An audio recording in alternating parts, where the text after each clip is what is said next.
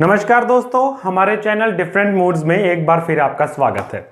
दोस्तों, आज के इस वीडियो में बात करने से पहले हम आपको बता दें कि पीपीएफ के रिगार्डिंग हमने 5-6 वीडियोस चैनल पर पहले से डाले हुए हैं, जिनमें PPF rules 2020, PPF NRI, PPF minor, PPF की मैच्योरिटी डेट को एग्जैक्टली कैसे कैलकुलेट कर रही हो, पीपीएफ में होने वाली गलतियां, ऐसी वीडियोस आपको हमारे चैनल पर मिल जाएंगी। आज के वीडियो का जो टॉपिक है वो ये है कि पीपीएफ में अगर 15 साल का टेन्योर खत्म होने से पहले आपको पैसे की जरूरत पड़ती है तो आपके पास क्या क्या ऑप्शंस हैं कि इस लंबे लॉक इन पीरियड के अकाउंट में से भी आप पैसा अपना निकाल सकें। चलिए शुरू करते हैं। दोस्तों, अगर आपका पीपीएफ अकाउंट खुला हुआ है और समय से पहले आपको पैसे की जरूरत पड़ती है तो आपके पास 3 तरह के रास्ते होते हैं। पहला रास्ता कि आप पीपीएफ के अगेंस्ट लोन ले सकते हैं। लोन के टॉपिक को आज के वीडियो में डिस्कस नहीं करेंगे, वो हमने पहले के वीडियोस में आपको बताया हुआ है। दूसरा रास्ता, आप पीपीएफ अकाउंट में से कुछ रकम निकाल सकते हैं, बाकी आपका PPF account as it is continue रहता है। तीसरा रास्ता है आप पीपीएफ अकाउंट को बंद कर सकते हैं। हालांकि तीनों ऑप्शंस के अंदर कुछ सिचुएशंस हैं, कुछ कंडीशंस हैं जिन्हें अगर आप फुलफिल करते हैं तभी आप पीपीएफ अकाउंट में से पैसा निकाल सकते हैं या उसे प्री मैच्योर कर सकते हैं, और यही आज के इस वीडियो का मेन टॉपिक है।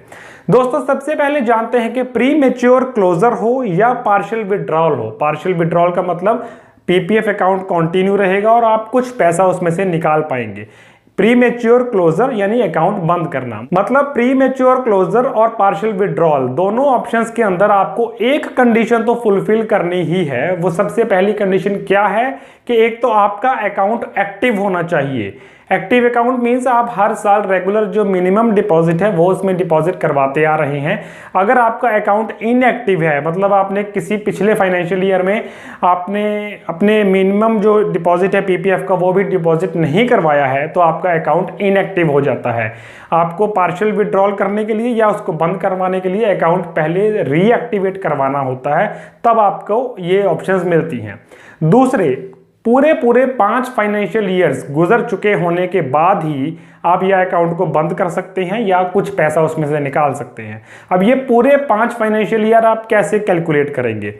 मान लीजिए आज यानी कि अगस्त 2020 के अंदर आप पीपीएफ अकाउंट खोल रहे हैं, तो ये फाइनेंशियल ईयर 2020-21 चल रहा है। 2020-21 फाइनेंशियल खत्म होगा 31 मार्च 2021 को। अब 31 मार्च 2021 से पूरे 5 फाइनेंशियल ईयर 31 मार्च 2026 को खत्म होंगे।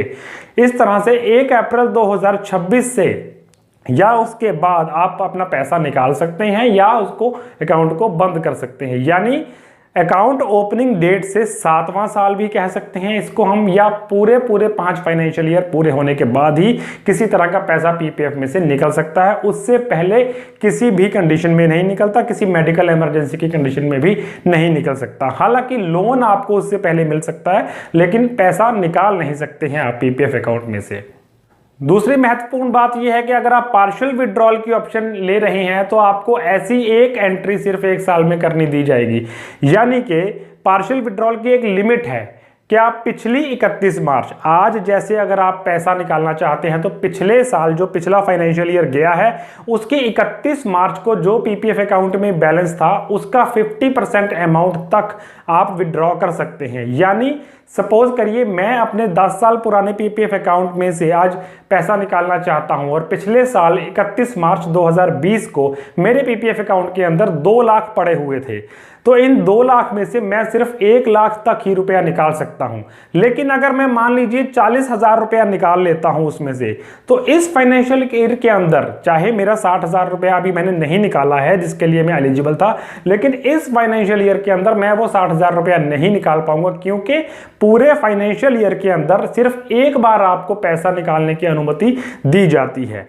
और ये पैसा भी आप तभी निकाल पाएंगे अगर आपने कोई लोन नहीं लिया हुआ है। अब सपोज करते हैं कि मैंने इसी पीपीएफ अकाउंट के अगेंस्ट एक 70,000 रुपए का लोन लिया हुआ है, तो मेरे अकाउंट के अंदर 2 लाख रुपए 31 मार्च 2020 को पड़े हुए थे। 1 लाख रुपया 50% उसका बनता है, ये मैं निकालने के लिए एलिजिबल था, लेकिन 70,000 का मैंने ऑलरेडी पीपीएफ पर लोन ले रखा है। तो वो लोन काट करके, लोन का पैसा रीपे करके मुझे बाकी के 30,000 ही मिलेंगे, उससे ज़्यादा पैसा मैं नहीं निकाल पाऊंगा। लोन आपका कंटिन्यू नहीं रहता है। पार्शियल विड्रॉल की कंडीशन के अंदर पहले आपको अपना लोन क्लियर करना होगा, लोन के बाद जो अमाउंट बचेगा वो आपको निकालने की अनुमति दी जाती है। एक बार जो भी पैसा आप पीपीएफ अकाउंट में से निकाल लेते हैं उसे आप दोबारा डिपॉजिट नहीं कर सकते। यानी कुछ लोग पूछते हैं कि मान लीजिए हमने 4 लाख रुपया पीपीएफ अकाउंट में से निकाल लिया और उसके साल बाद या 2 साल बाद आपके पास रुपया स्पेयर हो गया, तो क्या दोबारा आप उस रकम को जमा करवा सकते हैं? जी नहीं, ऐसा बिल्कुल नहीं होता। पीपीएफ अकाउंट के अंदर एक फाइनेंशियल ईयर में आप मैक्सिमम 1.5 लाख रुपया ही जमा करवा सकते हैं, चाहे वो आपका रूटीन में होने वाला डिपॉजिट हो या आपने कोई पार्शियल विड्रॉल किया हो, लेकिन मैक्सिमम डिपॉजिट जो 1 साल में रहेगा वो 1.5 लाख रुपया ही है। एक और बात बता देते हैं कि चाहे पार्शियल विड्रॉल हो या प्री मैच्योर क्लोजर हो, हर तरह से पीपीएफ टैक्स फ्री है। कुछ लोगों को वहम है कि अगर हम समय से पहले पैसा निकालते हैं तो उस पर कोई पेनल्टी होगी। पार्शियल विड्रॉल के ऊपर किसी किस्म की कोई पेनल्टी नहीं है, कोई इंटरेस्ट रेट में कटौती नहीं है, कोई टैक्स भी नहीं है। पार्शियल विड्रॉल हर तरह से अलाउड है। कोई आपको मेडिकल इमरजेंसी, कोई एजुकेशनल इंस्टीट्यूट की फीस पे करना है, ऐसी कोई इमरजेंसी कुछ भी दिखाने की जरूरत नहीं है। सिर्फ आपके अकाउंट को 5 फाइनेंशियल ईयर पूरे हो चुके हों, आपने कोई लोन ना लिया हो, आपका अकाउंट एक्टिव हो, तो आप ये पिछले साल के 31 मार्च का बैलेंस का 50% इसमें से निकाल सकते हैं। कोई कंडीशन इसके अलावा अप्लाई नहीं होती। लेकिन यही कंडीशंस अप्लाई होती हैं अगर आप प्री मैच्योर करना चाहते हैं अकाउंट को। जो 5 पूरे फाइनेंशियल ईयर निकलने की कंडीशन है, यानी कि 7वें साल से आप प्री मैच्योर करने के लिए एलिजिबल हैं, वो प्री मैच्योर में भी लागू होती है। कोई टैक्स नहीं पड़ता है प्री मैच्योर पर, वो यहां भी लागू होता है। लेकिन जैसे हम पार्शियल विड्रॉ कर लेते हैं, इतना इजी नहीं है हर कंडीशन के अंदर, हर जनरल सिचुएशन के अंदर कि आप अकाउंट को बंद भी करवा पाएं। अकाउंट को बंद आप सिर्फ 2 ही कंडीशंस में करवा सकते हैं, एक मेडिकल इमरजेंसी की कंडीशन हो या हायर एजुकेशन के लिए आपको पैसा चाहिए हो। मेडिकल इमरजेंसी की कंडीशन जो होती है वो भी लाइफ थ्रेटनिंग डिसीज की होनी चाहिए। अगर आपको जनरली कोई बहुत बड़ा ऑपरेशन करवाना है लेकिन वो लाइफ थ्रेटनिंग नहीं है, यानी कि जिससे आपको जीवन का खतरा नहीं है, ऐसी बीमारियों के इलाज के लिए आप पैसा पीपीएफ अकाउंट बंद करके नहीं निकाल सकते हैं। उसके लिए पार्शियल विड्रॉल हो सकता है लेकिन पीपीएफ अकाउंट बंद नहीं हो सकता। लाइफ थ्रेटनिंग डिसीज अगर कोई लग गया है, वो आपको हो, आपकी वाइफ को हो, आप पर डिपेंडेंट बच्चों को हो या आपके पेरेंट्स को हो, इनमें से किसी भी पर्सन को लाइफ थ्रेटनिंग डिसीज अगर है तो आप पीपीएफ अकाउंट को बंद कर सकते हैं और अपना पूरा पैसा ले सकते हैं। इसके लिए जो भी पीपीएफ अकाउंट होल्डर है उसको बीमार व्यक्ति के साथ अपना रिलेशन शो करना होगा, उसको साबित करना होगा और मेडिकल डॉक्यूमेंट्स लगाने होंगे जिससे ये पूरा साबित होता हो कि ये वाकई लाइफ थ्रेटनिंग डिसीज है और आपको पैसे की सख्त जरूरत है। अगली कंडीशन आती है हायर एजुकेशन की। हायर एजुकेशन अगर आपने खुद ने करनी है या आप पर डिपेंडेंट जो बच्चे हैं आपके, उन्होंने हायर एजुकेशन करनी है, तब आप प्री मैच्योर अकाउंट पीपीएफ कर सकते हैं। लेकिन जो एजुकेशनल इंस्टीट्यूट है वो रिकॉग्नाइज्ड होना चाहिए, उसकी फीस की स्लिप साथ में लगती है, उसकी एडमिशन स्लिप साथ में लगती है। ये नहीं कि अरे गरे नत्थू गरे किसी भी इंस्टीट्यूट में आप जाकर कहेंगे आपको कोई सर्टिफिकेट बना देगा और आपका पीपीएफ अकाउंट मैच्योर हो जाएगा, ऐसा नहीं है। एजुकेशनल इंस्टीट्यूट जहां भी आप हायर एजुकेशन लेना चाहते हैं, वो बेशक इंडिया का हो या इंडिया से बाहर का हो, दोनों एलिजिबल हैं, लेकिन एक रिकॉग्नाइज्ड इंस्टीट्यूट होना ही चाहिए। अगली कंडीशन आती है दोस्तों, जब आप प्री मैच्योर कर सकते हैं कि अगर आपका रेजिडेंशियल स्टेटस चेंज हो जाता है। हालांकि पिछले दिनों में हमने आपको बताया था कि एनआरआई पीपीएफ अकाउंट को कंटिन्यू रख सकता है, लेकिन ये उसकी मर्जी है, चाहे तो वो अकाउंट को कंटिन्यू रखे या प्री मैच्योर कर भी सकता है। इसी तरह से अगर आपका रेजिडेंशियल स्टेटस चेंज होता है, यानी आज आप इंडियन सिटीजनशिप छोड़ करके किसी दूसरे देश की सिटीजनशिप लेते हैं, तब भी आप अकाउंट को प्री मैच्योर कर सकते हैं।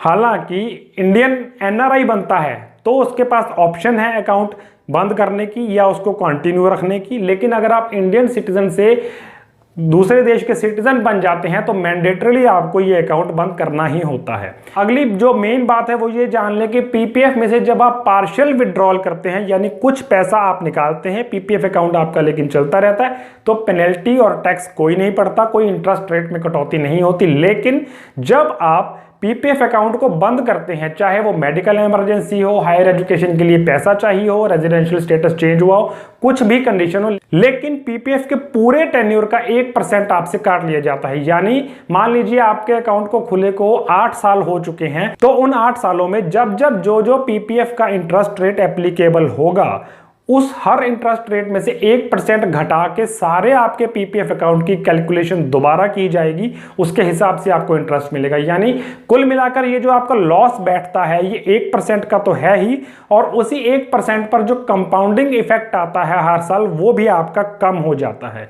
तो पार्शियल विड्रॉल में कोई पेनल्टी नहीं है, लेकिन पीपीएफ प्री मैच्योर के अंदर पेनल्टी पड़ती है, उसके जो इंटरेस्ट रेट कम हो जाता है उसके रूप में। दोस्तों, फिर भी पीपीएफ अकाउंट को लेकर अगर आपके मन में कोई डाउट्स हैं तो आप नीचे कमेंट बॉक्स में जाकर हमें लिख सकते हैं। चैनल को सब्सक्राइब जरूर करें ताकि आपको लेटेस्ट अपडेट्स मिलते रहें, और वीडियो को लाइक करना ना भूलें। देखते रहें डिफरेंट मूड्स। Thank you.